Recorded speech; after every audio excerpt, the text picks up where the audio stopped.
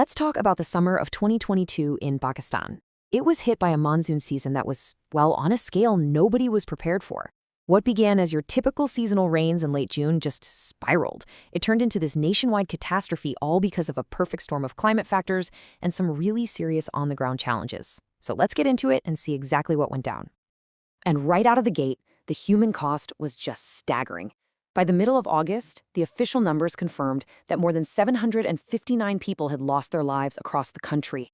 And on top of that, nearly 1,000 more were injured.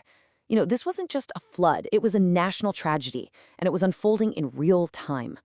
And to really wrap your head around just how intense this was, you have to look at these specific, horrific events. Take the district of Buner.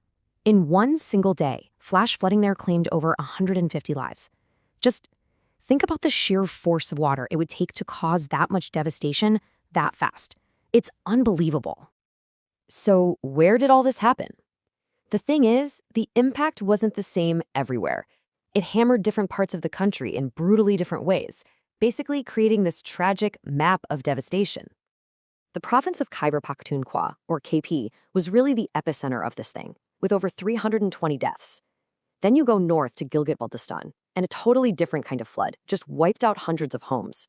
Meanwhile, down in the really populous province of Punjab, heavy rains caused major casualties. And in a megacity like Karachi, the urban infrastructure, well, it just stood no chance against the record rainfall. One of the key things behind this destruction was something called a cloudburst. This is what was responsible for what happened in places like Buner. So what is it? Just imagine getting more than 100 millimeters of rain. That's nearly 4 inches in just 1 hour. When that amount of water hits a mountainous area, it's game over. It instantly triggers these deadly flash floods and landslides. And then there was another major factor, a GLOF. That stands for Glacial Lake Outburst Flood. And this is exactly what happened up in Gilgit-Baltistan. See, as temperatures get warmer, glaciers melt and form these huge lakes, often held back by just natural dams of ice or rock. The problem is, when those dams break, they release this enormous, incredibly destructive wall of water. So here's the crucial point. This wasn't just about heavy rain, not at all. It was a really complex crisis with all these interconnected causes. It was truly a perfect storm of factors that all came together with absolutely devastating results. The disaster was basically driven by 2 sets of problems working together. On one side, you've got global climate change. Record heat, we're talking up to 48 degrees Celsius in the mountains, that sped up the glacial melt, which then fed those GLOFs we just talked about. And on the other side, you had all these local issues, weak urban drainage, people building in known flood zones, and a real lack of early warning systems. So when the supercharged monsoon rains hit, they hit a system that was already incredibly vulnerable. Now, in the face of this absolute catastrophe, a massive emergency response was launched. The mission was pretty straightforward: save lives and get aid to anyone who was trapped by the water. The scale of this response was just immense. Look at Punjab, where over 19,000 people had to be evacuated. In KP, they deployed specialized teams, heavy machinery, even helicopters. But this work was not without risk, so tragically, a rescue helicopter went down and 5 crew members lost their lives while they were out there trying to save others. It's just a heartbreaking reminder of the dangers they were facing.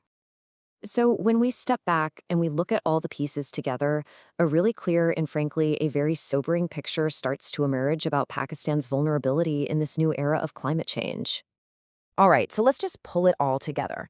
We saw the horrific death toll, with hotspots like Buner suffering these huge losses. The direct causes were a mix of things, right? Monsoon rains, these cloudbursts, and GLOFs. And the whole event was driven by this double threat: climate change making the weather worse, and failing infrastructure making the damage so much greater. Ultimately, this disaster is a stark warning, and this quote really gets to the heart of it all. It's a crystal clear signal of Pakistan's vulnerability to extreme weather, a vulnerability that's being dangerously amplified by both a changing climate and infrastructure that just is not prepared for this new reality. And that leaves us with a huge question, and it's not just for Pakistan, it's for the entire world. As these extreme events become more and more common, the real challenge isn't just about rebuilding after a disaster anymore. It's about fundamentally rethinking how nations on the front line can protect their people before the next storm hits.